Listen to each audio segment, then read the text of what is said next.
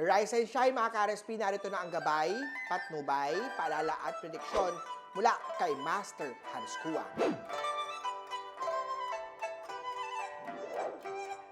Sa mga pinanganak ng Year of the Rat, mahilig ka magmadali kaya minsan mali ang nagiging choice mo.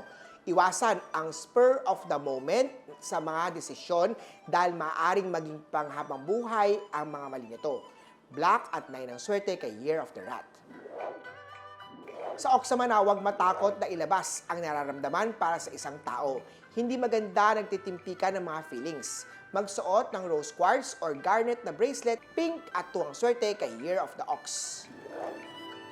Makipagkita sa close na kaibigan, ngunit gampanan muna ang responsibilidad sa tahanan. Ayusin din at organize ang kalat sa workplace. Green at 3 ang swerte kay Year of the Tiger. Year of the Rabbit naman tayo, hindi lang pisikal na itsura ang dapat tuunan ng pansin, mahalaga din ang pagkakaroon ng masaya at magandang aura para madagdagan ang iyong overall appearance. Magsindi ng insenso tulad ng sage or frankincense para maalis ang masamang energy. Gold at 5 ang swerte kay Year of the Rabbit. Gago naman tayo, huwag maging makulit kay partner, anak o kaibigan upang walang maging patampuhan. Mas lumalaki ang away sa pangungulit mo. Silver at 6 ang swerte kay Year of the Dragon.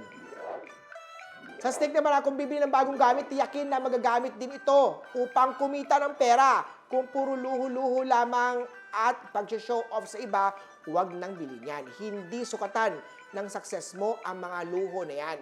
Yellow at 1 ang swerte kay Year of the Snake. Sa mga horse naman tayo, sa araw na to, unahin ang iyong sarili bago ang iba. Huwag ka din makialam sa buhay ng ibang tao. Kung gusto mo ng drama sa buhay, mas safe na manood ka na lang ng K-drama. Hindi ka pa masasangkot sa gulo. Blue at 4 ang swerte kay Year of the Horsey. Sa goat naman tayo, mag-ingat sa pagsunod sa trend o mga paborito mong influencer. Minsan, mas nakakasama yan para sa iyong katauhan. Huwag ma-depress kung hindi katulad nila. Learn to be original and unique. Gold at 7 ang swerte kay Year of the Goat. Ingat sa tukso, hindi yan lalayo sa'yo. Ikaw na dapat ang kusang lumayo sa tukso. Tandaan na hindi magsisimula ang sunog kung walang nagsindi ng apoy. Red at 7 ang swerte kay Year of the Monkey. Maging maagap sa opportunity pero maging cautious din sa mga manloloko. If it's too good to be true, hindi yan true. Huwag maging uto-uto. Kailangan ng anti-theft na charm mula kay Master Hans Kua. Brown at 1 ang swerte kay Year of the Rooster.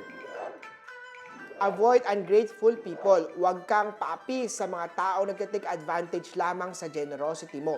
Minsan, kailangan din magpakita ng pangil para huwag kang aabusuhin. Purple at 7 ang swerte kay Year of the Doggy.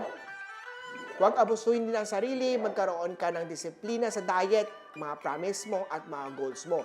I-focus mo ang iyong isipan sa tagumpay para maabot ito. Huwag makinig sa negative words ng ibang tao. Orange at 6 ang swerte kay Year of the Piggy. Muli po, ito po yung mga gabay, patnubay, paalala at prediction lamang ni Master Hans. Nasa inyong mga kamay, nasa lalay ang inyong tagumpay. Kaya always be positive at i-claim ang mga swerte mga ka-RSP.